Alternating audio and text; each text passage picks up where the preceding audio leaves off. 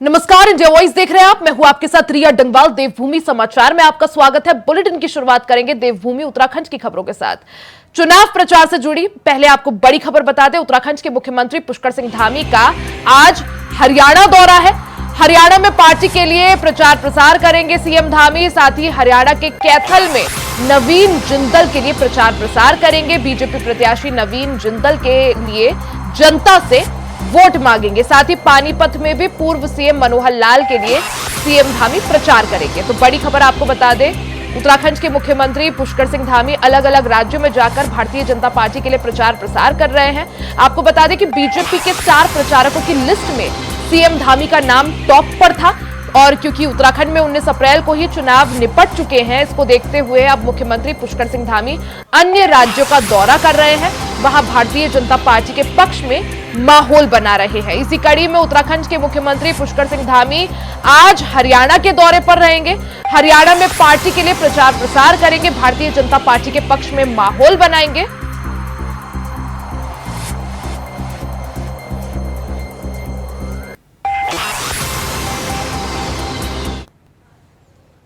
वहीं देहरादून से बड़ी खबर, विधायकों के प्रस्तावों को मंजूरी मिल गई है। सरकार ने 223 प्रस्तावों को मंजूर कर दिया है। 700 में से 223 प्रस्तावों पर मोहर लगी है। विपक्षी दल के 75 प्रस्तावों पर भी मोहर लगी है। स्वास्थ्य, शिक्षा, पानी, बिजली से जुड़े ये सब प्रस्ताव थे। प्रस्तावों की फिजिबिलिटी जाने के बाद लिया गया फैसला। तो ये बड़ी खबर आपको बता दें कि उत्तराखंड में विधायकों द्वारा दिए गए प्रस्तावों को मंजूरी मिली है। सरकार ने कुल 223 प्रस्तावों को मंजूरी दी है। 700 प्रस्ताव रखे गए थे, जिनमें से 223 प्रस्तावों पर मोहर लगी है। इन 223 प्रस्तावों में विपक्षी दल के 75 प्रस्ताव भी शामिल थे। स्वास्थ्य, शिक्षा, पानी, बिजली से जुड़े सभी प्रस्ताव थे जिन्हें मंजूरी मिल गई है। प्रस्तावों की फिजिबिलिटी जाने के बाद ही ये फैसला लिया गया है।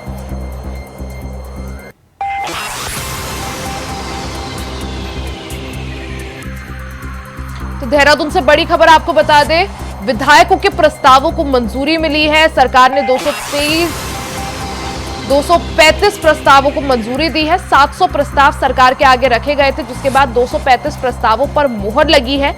इन 235 प्रस्तावों में 75 प्रस्ताव विपक्षी दल के थे। जिन प्रस्तावों पर मोहर लगी है उसमें स्वास्थ्य, शिक्षा, पानी, बिजली से जुड़े सभी तमाम प्रस्ताव थे। वहीं 203 प्रस्तावों पर मुहर लगी है। 700 प्रस्ताव सरकार के आगे रखे गए थे, जिसके बाद इन 700 प्रस्तावों में से 235 प्रस्तावों पर मुहर लगी है।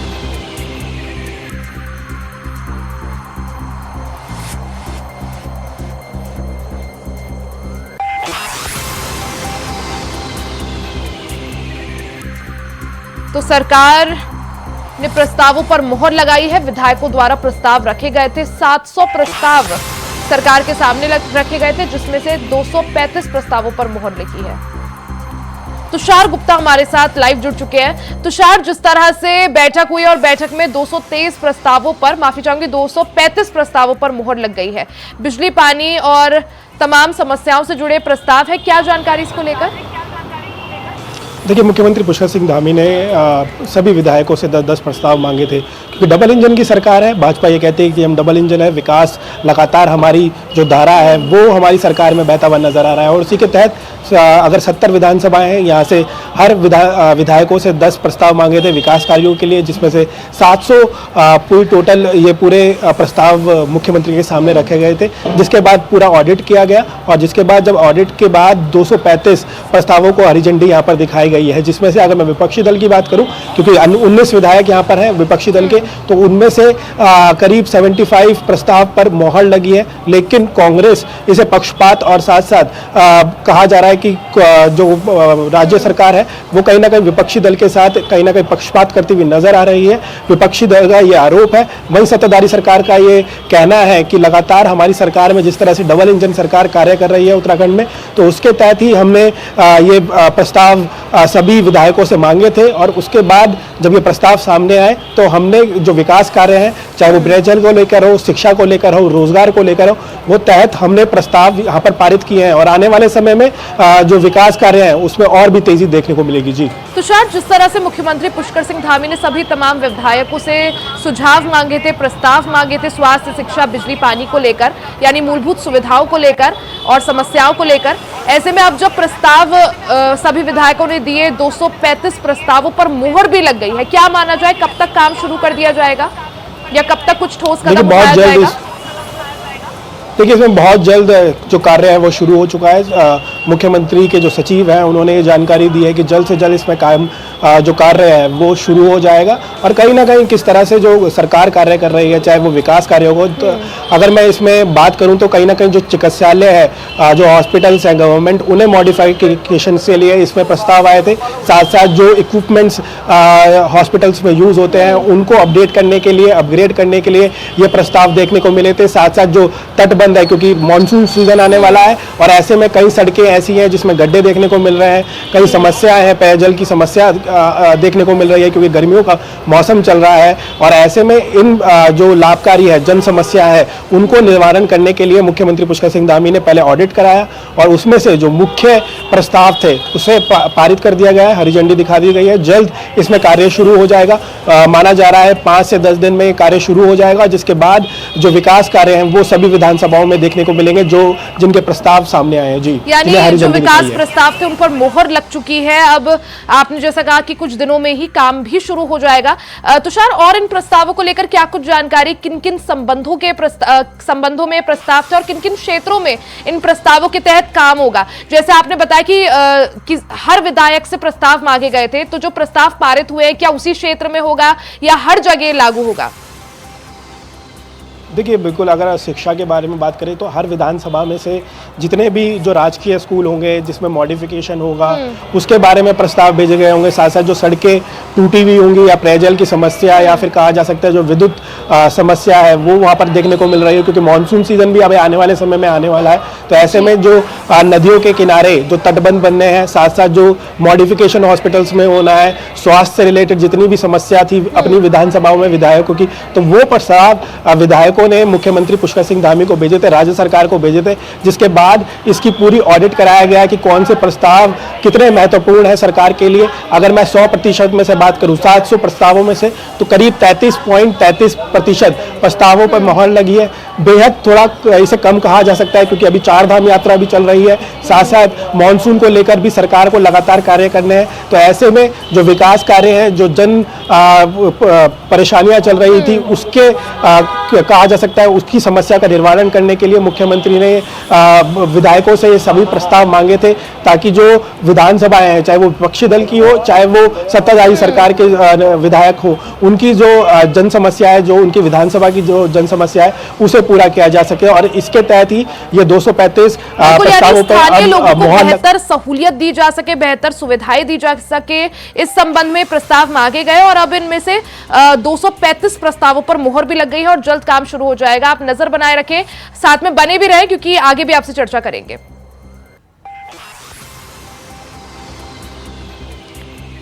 तो मुख्यमंत्री पुष्कर सिंह धामी ने सभी विधायकों से उनके क्षेत्र से जुड़ी समस्याओं को लेकर प्रस्ताव मांगे थे, और उसके बाद 235 प्रस्ताव पारित किए। वहीं चारधाम यात्रा को लेकर बड़ी खबर आपको बता दें, ऑफलाइन रजिस्ट्रेशन पर रोक लगा दी गई है। 31 मई तक ऑफलाइन रजिस्ट्रेशन पर रोक लगा दी गई है। मुख्यमंत्री पुष्कर सिंह धामी ने रजिस्ट्रेशन पर रोक लगाने के निर्देश दिए। तो आपको बता दें, लगातार जब से 10 मई से चारधाम यात्रा का आगाज हुआ था, तब से लगातार अभी तक कई सारी अव्यवस्थाओं की तस्वीरें सामने आ रही हैं, जिसके बाद अब मुख्यमंत्री पुष्कर सिंह धामी ने ऑफलाइन रजिस्ट्रेशन पर रोक लगा दी है। 31 मई तक ऑफलाइन रजिस्ट्रेशन पर रोक लगाई गई है, यानी अगर आप चारधाम यात्रा करने के लिए बिना रजिस्ट्रेशन के पहुंच रहे हैं, ये सोचकर कि आप ऑफलाइन रजिस्ट्रेशन उत्तराखंड में पहुंचने के बाद करा लेंगे, तो आप लोगों के लिए ये खबर है, जहां 31 मई तक ऑफलाइन रजिस्ट्रेशन पर रोक लगाई गई है, यानी कि अब ऑफलाइन रजिस्ट्रेशन नहीं होंगे। 31 मई तक ऑफलाइन रजिस्ट्रेशन नहीं होंगे, यानी अगर आपको आना है चारधाम यात्रा करने, तो आपके पास जो एकमात्र जरिया है वो ऑनलाइन रजिस्ट्रेशन का है। ऑफलाइन रजिस्ट्रेशन पर 31 मई तक रोक लगाई गई है। तो 10 मई से चारधाम यात्रा का आगाज उत्तराखंड में हो गया था। करीब 10 दिन का समय बीत चुका है। इस दौरान कई सारी चुनौतियां भी चारधाम यात्रा के दौरान देखने को मिली, कुछ अव्यवस्था की तस्वीरें भी देखने को मिली। हालांकि उन सभी को देखते हुए प्रशासन पूरी तरह से तैयारी में लगा हुआ है ताकि बेहतर सुविधाएं यात्रियों को दी जा सके, जो अव्यवस्थाएं हैं उन्हें दूर किया जा सके और बेहतर व्यवस्था क्रिएट की जा सके। इसी को देखते हुए कई तरह के कदम प्रशासन की तरफ से उठाए जा रहे हैं। वहीं अब चारधाम यात्रा को लेकर बड़ी खबर आपको बता दें, ऑफलाइन रजिस्ट्रेशन पर रोक लगा दी गई है। पहले यात्रियों के पास ये विकल्प था कि ऑनलाइन रजिस्ट्रेशन, आप या तो ऑनलाइन रजिस्ट्रेशन करा सकते हैं या ऑफलाइन आकर भी रजिस्ट्रेशन करा सकते हैं, लेकिन अब मुख्यमंत्री पुष्कर सिंह धामी ने ऑफलाइन रजिस्ट्रेशन पर रोक लगाने के निर्देश दे दिए हैं। 31 मई तक ऑफलाइन रजिस्ट्रेशन पर रोक रहेगी। तुषार गुप्ता का रुख कर लेते हैं, हमारे साथ बने हुए। तुषार, जिस तरह से अब ऑफलाइन रजिस्ट्रेशन पर 31 मई तक रोक लगाई गई है, क्या वजह है इस रोक की? देखिए, अगर बात की जाए चारधाम यात्रा की, अगर शुरुआत से ही 10 मई से अगर मैं बात करूं तो कहीं ना कहीं जो रुझान है चारधाम यात्रा के लिए साफ देखने को मिला। अभी तक मैं बात करूं इन 13 दिनों में, 13 से 12 दिनों में अभी तक अगर मैं बात करूं तो 6 लाख से अधिक जो श्रद्धालु हैं वो चारधाम यात्रा के दर्शन कर चुके हैं और हर दिन ये आंकड़ा बढ़ता हुआ नजर आ रहा है। और इसी के तहत जो रजिस्ट्रेशन है ऑफलाइन वो तो रोका गया है कुछ टाइम के लिए, क्योंकि हरिद्वार और ऋषिकेश में ये ऑफलाइन काउंटर्स खोले गए थे, जिसके बाद जो सुविधाएं हैं, क्योंकि जो गांव से लोग आते हैं उनको ऑनलाइन पंजीकरण के बारे में पता नहीं होता या उन्हें करना नहीं आता, इसके लिए जो ऑफलाइन व्यवस्था है वो शुरू की गई थी हरिद्वार और ऋषिकेश में। यानी तुषार, अगर किसी को रजिस्ट्रेशन कराना है तो ऑफलाइन रजिस्ट्रेशन पर रोक है, लेकिन ऑनलाइन रजिस्ट्रेशन के पोर्टल्स खुले रहेंगे।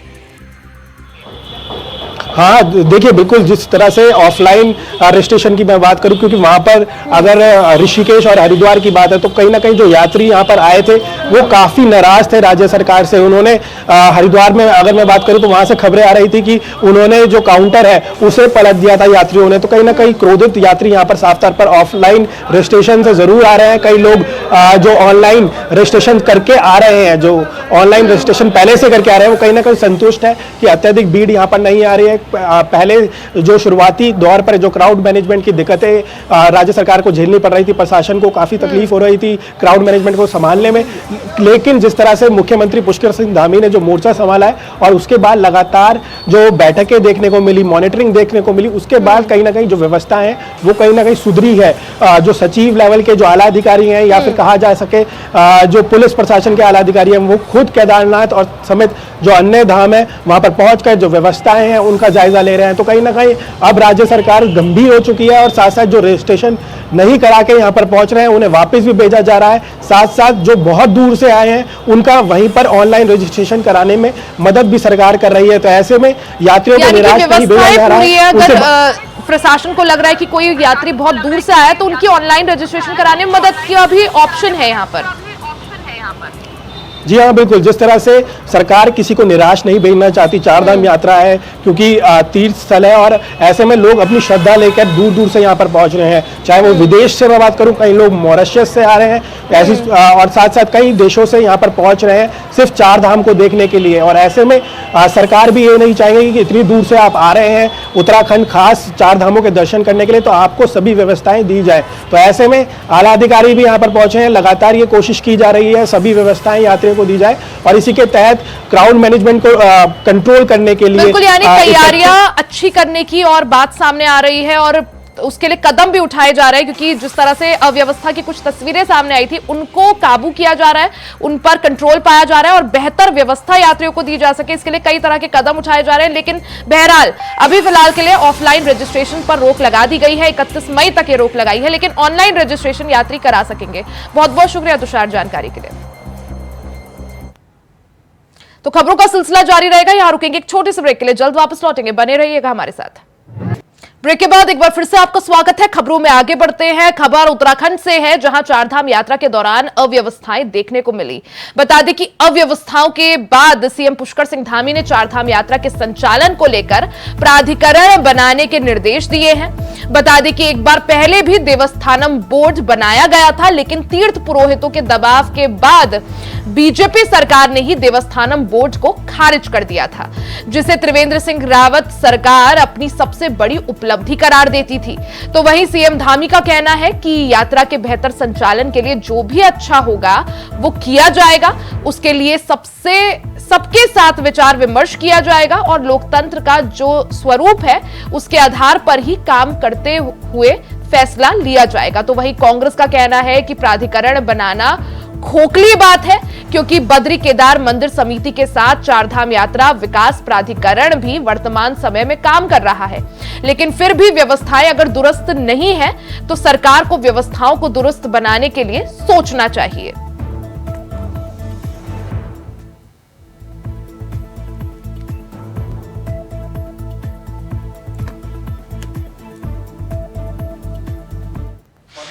सभी प्रकार के जो भी अच्छी यात्रा को अच्छा करा जा सकता है, जिसके कारण से जो आज यात्रा में जिस प्रकार की दिक्कतें आ रही हैं वो थोड़ी भी दिक्कत कहीं पर ना हो, तो सबसे बात करके करेंगे जी। हम लोगों का ये है कि लोकतंत्र का जो स्वरूप है वो कोई भी व्यवस्था बनाने में हम उसको पूरी तरह से उसका पालन करेंगे। जिस तरीके से सरकार चारधाम यात्रा की व्यवस्थाओं के लिए प्राधिकरण बनाने की बात कर रही है, मैं समझता हूँ ये खोखली बातें हैं।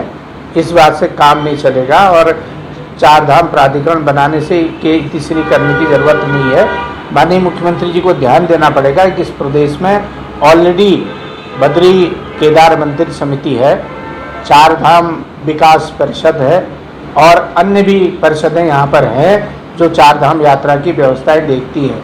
सरकार को पहले अपनी व्यवस्थाएं दुरुस्त करनी पड़ेगी और नया सफेद हाथी पालने से काम नहीं चलेगा, उसकी आवश्यकता नहीं पड़ेगी। पहले अपने अधिकारी को टाइट करें, अपनी व्यवस्थाएं करें।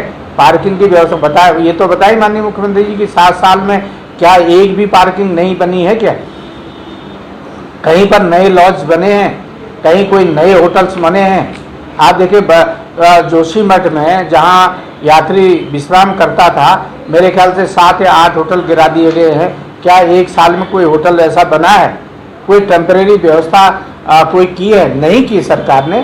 सरकार को ऐसे रास्ते तलाशने के बजाय जितने भी संसाधन आज वर्तमान में उनके पास उपलब्ध है उनका सदुपयोग करें और अधिकारियों पर डंडा चलाए, तब जाके आपकी यात्रा सही हो सकती है। ये प्राधिकरण और ये सब की बातें करके मैं समझता हूँ जनता का ध्यान बांटने का प्रयास नहीं होना चाहिए। खबर उत्तरकाशी से है, जहां यमुनोत्री धाम में पैदल यात्रा मार्ग पर यात्रियों के आवागमन को सुगम और सुरक्षित बनाने के लिए जिला मजिस्ट्रेट डॉक्टर मेहरबान सिंह बिष्ट ने धारा 144 के तहत एक आदेश जारी करते हुए जानकी चट्टी से यमुनोत्री तक घोड़े खच्चरों की संख्या अधिकतम 800 तक तय कर दी है। इस मार्ग पर घोड़े खच्चरों के आवागमन का समय सुबह 4 बजे से शाम 5 बजे तक तय किया गया है।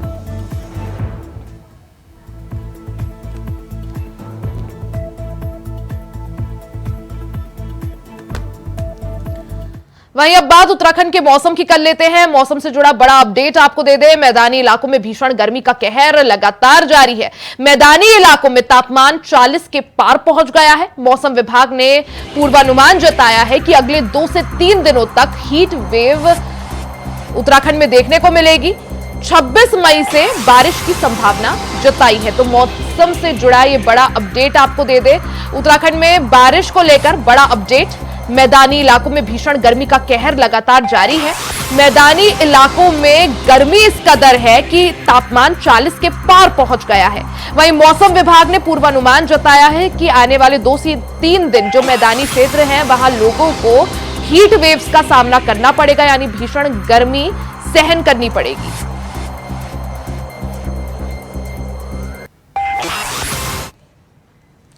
खबर कोटद्वार से है, जहां सिंचाई विभाग ने बरसात में होने वाले भू कटाव से बचने के लिए जगह जगह सुरक्षा दीवारें बना दी हैं, जिससे नदी किनारे रहने वालों की सुरक्षा को आपदा में बचाया जा सके।